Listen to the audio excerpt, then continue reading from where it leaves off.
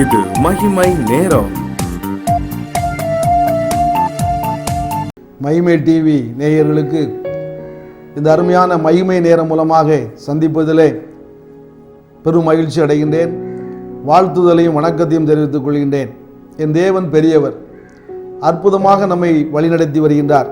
இந்த இரண்டாவது நாளிலும் துவக்கம் அற்பமாய் இருந்தாலும் முடிவு சம்பூர்ணமாய் இருக்கும் என்ற தலைப்பிலே நாம் சிறிது சிந்தித்தால் அதனுடைய கிறிஸ்துவ வாழ்க்கைக்கு அது பிரயோஜனம் உள்ளதாக அமையும் என்று சொல்லி நான் கர்த்தருக்குள் நம்புகிறேன். யோபு 8ஆம் அதிகாரம் 7ஆம் வசனம் இப்படியாக சொல்கின்றது, உமது துவக்கம் அற்பமாய் இருந்தாலும் உம்முடைய முடிவு சம்பூரணமாய் இருக்கும் என்று சொல்லி அங்கே சொல்லப்பட்டிருக்கின்றது.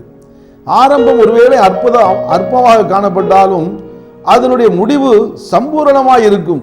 எப்பொழுது சம்பூர்ணமாய் இருக்கும் என்று நாம் சிந்தித்தோம் என்று சொன்னால், அதனுடைய வாழ்க்கையிலே ஆசீர்வாதத்தை பெற்றுக்கொள்வதற்கு, ஒருவேளை பாடுகளுக்கு மத்தியிலே கடந்து வருகின்ற நேரத்திலே எப்படி எனக்கு ஆசீர்வாதம் கிடைக்கும், ஒருவேளை கிடைக்காதோ என்று சொல்லி ஒருவேளை நாம் அவிசுவாசத்தின் மத்தியில் கடந்து வந்தாலும் இந்த வார்த்தையின் மூலமாக நமக்கு ஒரு நம்பிக்கை கொடுக்கக்கூடிய அந்த வசனம் நமக்கு கொடுக்கப்பட்டிருக்கின்றது. எனக்கு அன்பான தேவனுடைய ஜனமே, இந்த யோபு சரித்திரத்தை எழுதியவர் யார் என்று தெரியாது.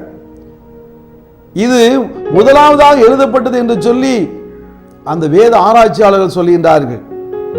ஆனால் இந்த யோபினுடைய சரித்திரத்திலிருந்து நாம் கற்றுக்கொள்ள வேண்டிய ஒரு விஷயம் என்னவென்று சொன்னால், நீதிமான்களுக்கும் சோதனை உண்டு என்பதை நாம் அறிந்து கொள்வதற்காக இந்த புஸ்தகம் எழுதப்பட்டிருக்கின்றது. இந்த யோபு நமக்கு முன்பதாக உத்தமனும் சன்மார்க்கனுமாய் இருக்கிறான் என்று சொல்லி நேற்று தினத்தில் நாம் பார்த்தோம். அவன் ஒரு நீதிமானாக காணப்பட்டான்.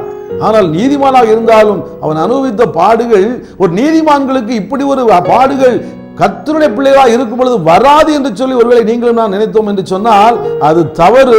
நீதிமான்களுக்கும் பிரச்சனைகள் உண்டு, அங்கே போராட்டங்கள் உண்டு, தீரா வியாதிகள் உண்டு, சோதனைக்குள்ளாக கடந்து போக வேண்டும் என்பதை நமக்கு முன்னிறுத்துவதற்காக இந்த யோபு கொடுக்கப்பட்டிருக்கின்றார். அவன் சன்மார்க்கனாக இருந்தாலும் அவன் நீதிமானாக இருந்தாலும் அங்கே அவன் நடந்து வந்த பாதை, அவன் வழி நடந்து வந்த பாதையை பார்த்து என்று சொன்னால் மிகவும் ஒரு கொடிதான ஒரு பாதை. இந்த உலகத்திலே நாம் அப்படிப்பட்ட ஒரு பாதைக்குள்ளாக எந்த மனிதனும் வந்தான் என்று எனக்கு தெரியவில்லை. ஆனால் அவன் அதையும் தாண்டி தன்னுடைய மனைவி தூசித்து உம்முடைய உயிரை விடும் என்று சொல்லி மனைவி சொல்கின்றார். பிள்ளைகள் எல்லாம் அழிக்கப்பட்டு விட்டார்கள். உடம்பு முழுவதுமாக அங்கே பருக்களால் நிறைந்து காணப்படுகிற தெருவிலே உட்கார்ந்து கொண்டு ஓட்டை எடுத்துக்கொண்டு சுரண்டி இருக்கக்கூடிய ஒரு மோசமான ஒரு சூழ்நிலை. அவன் நீதிமான், அவன் உத்தமன், சன்மார்க்கன், ஆனாலும் இந்த பாடுகள் அவனுக்கு அனுமதிக்கப்படுகின்றது. நம்முடைய வாழ்க்கையிலும் அப்படித்தான். ஒருவேளை அவரை நம்பி நீதிமான்களாக பரிசுத்தமான வாழ்க்கைக்குள்ளாக நாம் கடந்து வந்தாலும் நமக்கு சோதனைகள் அனுப்பப்படுகின்றது, அனுமதிக்கப்படுகின்றது. ரோமர் 8ஆம் அதிகாரம் 28ஆம் வசனத்தை நாம் பார்த்தோம் என்று சொன்னால் அங்கே கொடுக்கப்பட்டிருக்கின்றது, அன்றியும் அவருடைய தீர்மானத்தின்படி அழைக்கப்பட்டவர்களாய் தேவனிடத்தில் அன்பு கூறுகிறவர்களுக்கு சகலமும் நன்மைக்கு ஏதுவாக நடக்கிறது என்று அறிந்திருக்கின்றோம். அவரிடத்தில் அன்பு கூறுகிறவர்களுக்கு சகலமும் நன்மைக்கு ஏதுவாக நடக்கும் என்று சொல்லி அங்கே கூறப்பட்டிருக்கின்றது. அவரை நம்பி இருக்கக்கூடிய ஒரு மகனாக இந்த யோபு காணப்பட்டான். ஒருவேளை அந்த மோசமான காலகட்டத்திலே சோதனையின் மத்தியிலே கடந்து வரும் பொழுது சகிக்க முடியாத ஒரு பாடு, உடம்பு முழுவதும் பருக்களால் நிறைந்து காணப்படுகிறது.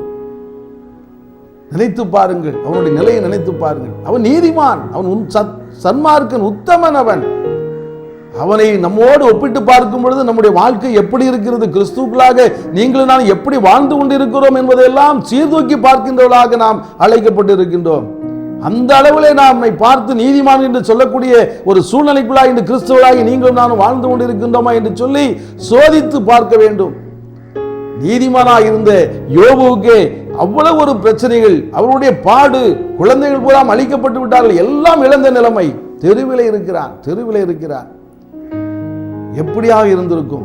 ஆனாலும் அவன் அந்த நிலைமையிலும் கர்த்தரை மறக்கவில்லை, கர்த்தரை கைவிட்டு விடவில்லை. கர்த்தரிடத்திலிருந்து அவன் ஆசீர்வாதத்தை, அவர் என்னை காப்பாற்றுவார், அவர் எனக்கு விடுதலை கொடுப்பார் என்று சொல்லி அவர் மேல் பற்றுதலாய் இருந்து விசுவாசத்தோடு காத்திருந்தான். அவனுடைய முடிவு அங்கே சம்பூரணமாய் காணப்பட்டது என்று சொல்லி நாம் பார்க்கின்றோம். எனக்கு அன்பான தேவனுடைய ஜனமே, ஒருவேளை நாமும் அப்படித்தான் நம்முடைய வாழ்க்கையிலே, ஐயோ எனக்கு இதன் மேல் என்ன செய்ய முடியும், இதிலிருந்து விடுதலை யார் கொடுப்பார்? எனக்கு இந்த பிரச்சனையிலிருந்து எனக்கு விடுதலை வேண்டுமே, நான் என்ன தவறு செய்தேன் இந்த பாடுகளை அனுபவிப்பதற்கு என்று சொல்லி நீங்களும் நானும் ஒருவேளை புலம்பிக் கொண்டிருக்கலாம். ஆனால் எனக்கு அன்பான தேவனுடைய ஜனம், நம்மை பார்த்து கர்த்தர் சொல்கிறார், நீ கலங்காதே மகனே, என்னை நோக்கிப்பார், விசுவாசத்தோடு நீ காத்துக்கொள். உனக்கு கொடுக்கப்பட்டிருக்கிற இந்த பாடுகளிலே நீ பாடுகளை அனுபவித்து எனக்காக காத்து என்னை நோக்கி பார்த்து கொண்டிரு, நான் உனக்கு விடுதலை கொடுப்பேன், உன்னுடைய முடிவு சம்பூரணமாக இருக்கும் என்று சொல்லி நம்மை பார்த்து இந்த காலை நேரத்தில் சொல்லுகின்றார்.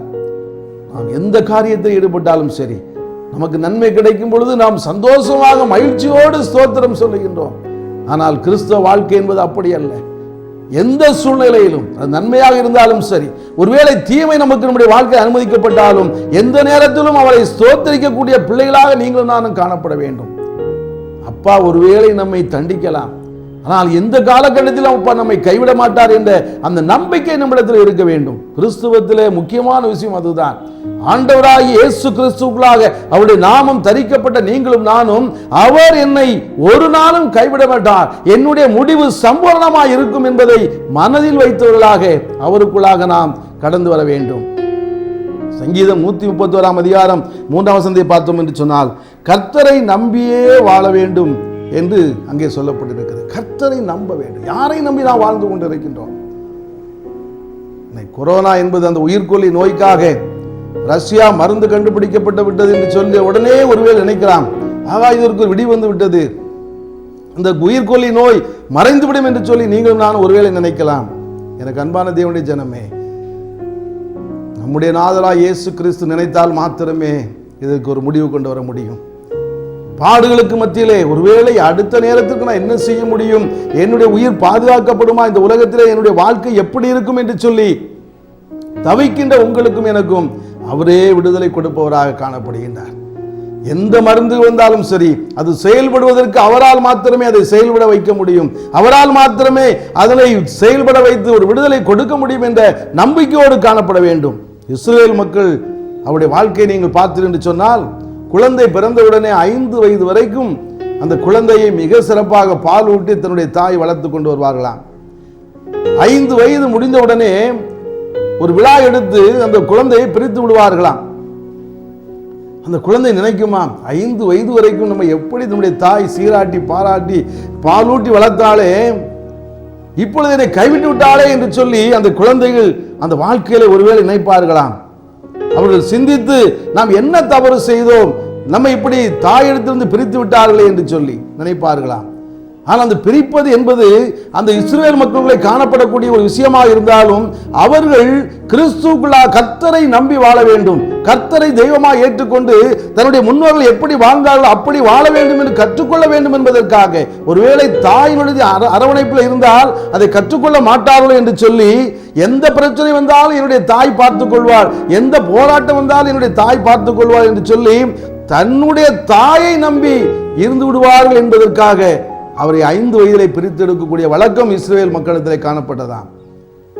ஆனால் தாயினும் மேலான அன்பு கொண்டவர், உன் தாய் தந்தை உன்னை மறந்தாலும் நான் உன்னை மறவேன் என்று சொன்னவர், நான் உன்னை மறப்பதில்லை என்று சொல்லி எப்பொழுதும் சொல்லிக் கொண்டிருப்பவர் நம்மோடு கூட இருக்கிறார். தாய் மறந்து போகலாம், தந்தை மறந்து போகலாம், ஆனால் உங்களையும் என்னை உருவாக்கினவர், தாயின் கருவிலே உங்களை முன்னறிந்தவர் நம்மை ஒரு நாளும் மறந்து போவதில்லை. அவர் பொய் சொல்ல மனிதன் அல்ல, அவர் நம்மோடு கூட வாழ்ந்து கொண்டிருக்கின்றார். நம்மை அவர் பிரித்தெடுத்தாலும் அவருடைய பிள்ளைகளாக வாழும் பொழுது ஒருவேளை பாடுகள் வரலாம், பிரச்சனைகள் வரலாம், துன்பங்கள் வரலாம், இடுக்கண்கள் வரலாம், அவமானங்கள் வரலாம், கைவிடப்பட்ட நிலை வரலாம். ஆனாலும் எந்த நிலையிலும் அவர் நம்மை கைவிடாமல் அவர் காத்துக்கொள்ள, தூக்கி எடுப்பதற்கு அவர் வல்லவராக இருக்கிறார். முடிவு சம்பூரணமாயிருக்கும். எந்த ஒரு பிரச்சனைகளாக ஊடாக நீ கடந்து வந்தாலும் அதனுடைய முடிவு நீங்கள் கர்த்தரையே நம்பியிருந்தால், விசுவாசத்தோடு காத்திருந்தால், அவர் எனக்கு என்னோடு கூட இருக்கிறார், நான் எதற்கும் பயப்பட மாட்டேன் என்று சொல்லி உறுதியாக பற்றி கொண்டால் நம்முடைய முடிவு என்பது அது சம்பூர்ணமாயிருக்கும். யோபுக்கு பின்பதாக அவனுடைய வாழ்க்கையிலே இரட்டத்தனையான ஆசீர்வாதத்தை கர்த்தர் கொடுத்தார் என்று சொல்லி பார்க்கிறோம். நம்முடைய வாழ்க்கையிலும் அப்படித்தான். அவர் எல்லாவற்றையும் பல மடங்கு ஆசீர்வாதமாக கொடுப்பதற்கு வல்லவராக இருக்கிறார். எந்த சூழ்நிலையிலும் நாம் அவரோடு கூட இருந்து அவரை துதிக்க கற்றுக்கொள்ள வேண்டும், அவருக்கு ஸ்தோத்திர ஜெபங்களை ஏறெடுக்க வேண்டும். ஏனென்று சொன்னால் அவர் நம்மை மறந்தவராக அல்ல, எந்த காலகட்டத்தில் அவர் நம்மை மறப்பதில்லை என்று சொல்லி வேதம் சொல்லுகின்றது. நீங்களும் நானும் தான் அப்படி மறந்து போகின்றோம். கைவிட்டு விட்டாரோ, என்னை மறந்து விட்டாரோ என்று சொல்லி அவிசுவாசத்தின் குரலாக நம்முடைய வாயிலிருந்து அநேக வார்த்தைகளை விட்டு விடுகின்றோம். எனக்கு அன்பான தேவனுடைய ஜனமே, அப்படி அல்ல. தாய் தந்தை கைவிட்டாலும், உலகம் உன்னை கைவிட்டாலும், நம்முடைய தேவன் நம்மோடு கூட இருக்கிறார். அவர் என்று மாறாத, அவர் மெய்யான தேவனாக, மெய்யான நம்மளுக்கு விடுதலை கொடுப்பவராக, மெய்யான இயேசு கிறிஸ்துவாக அவர் நம்மோடு கூட இருக்கிறார். ஐயா, மறந்து போக வேண்டிய அவசியமே இல்லை. அவர் நமக்கு விடுதலை கொடுக்க அவர் வல்லவராய் இருக்கிறார். அவர் நம்மை பாதுகாக்க அவர் வல்லவராய் இருக்கிறார். இரட்டத்தனையான ஆசீர்வாதத்தை கொடுத்து சம்பூர்ணமான ஒரு முடிவை கொடுப்பதற்கு அவர் வல்லவராய் இருக்கிறார். அப்படிப்பட்ட தேவன் நம்மோடு வாழ்ந்து கொண்டிருக்கின்றார். அவரை நாம் நோக்கி பார்க்கும் பொழுது அவரிடத்திலிருந்து நாம் ஆசீர்வாதத்தை பெற்றுக்கொள்வோம். ஒரு நிமிடம் கண்களை மூடி ஜெபிப்போமா? அன்பின் பரலோக தந்தையே, முடிவு ஆரம்பம் அற்பமாக இருந்தாலும் முடிவு சம்பூர்ணமாக இருக்கும் என்று சொல்லி இந்த கால நேரத்தில் எங்களுக்கு நீர் தைரியம் கொடுத்து இருக்கிறப்பா. உம்மை நம்பி நாங்கள் வாழ்ந்து கொண்டு இருக்கிறோம் ஆண்டவரே. எந்த நிலையிலும் நாங்கள் உமக்கு ஸ்தோத்திர ஜபங்களை ஏறெடுப்பதற்கு எங்களை பலப்படுத்தும் ஆண்டவரே. கண்மணி போல பாதுகாத்துக் கொள்ளும். முடிவு சம்பூரணமாக இரட்டத்தனையான ஆசீர்வாதத்தை ஒவ்வொருவருக்கும் கொடும் ஆண்டவரே. நன்மையாலும் கிருபையாலும் முடிசூடு. இன்று செய்கின்ற வேலைகளிலே நீர் கூடவே சொல்லும் அப்பா. பிள்ளைகளை பாதுகாத்துக் கொள்ளுங்க ஆண்டவரே. இயேசு கிறிஸ்து இனிய நாமத்தில் கேட்கிறோம், ஜீவனுள்ள பிதாவே. ஆமேன், ஆமேன்.